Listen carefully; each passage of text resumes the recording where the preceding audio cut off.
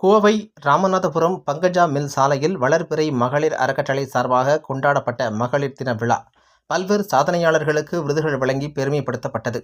கோவை ராமநாதபுரம் அடுத்த பங்கஜா மில் சாலை கணேசபுரம் பகுதியில் கடந்த 11 ஆண்டுகளாக வளர்பிறை மகளிர் அறக்கட்டளை செயல்பட்டு வருகிறது.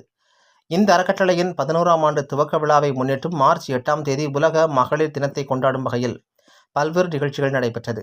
குறிப்பாக குழந்தைகளுக்கான விளையாட்டுப் போட்டிகள், நடன நிகழ்ச்சிகள் நடைபெற்று அதில் சிறப்பாக செயல்பட்ட குழந்தைகளுக்கு பரிசுகள் வழங்கப்பட்டது.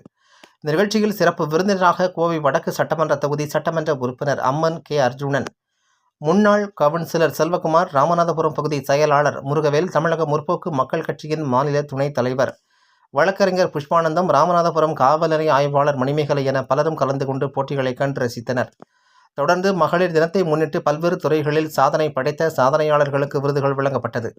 இந்த நிகழ்ச்சியில் வளர்பிறை அறக்கட்டளை தலைவர் ராஜா ராஜேஸ்வரி, செயலாளர் துர்கா தேவி, பொருளாளர் கேத்ரின், துணை செயலாளர் சீனா, துணை பொருளாளர் காயத்ரி, செயற்குழு உறுப்பினர்கள் கன்யா, வினோதினி உள்ளிட்ட பலர் கலந்து கொண்டனர்.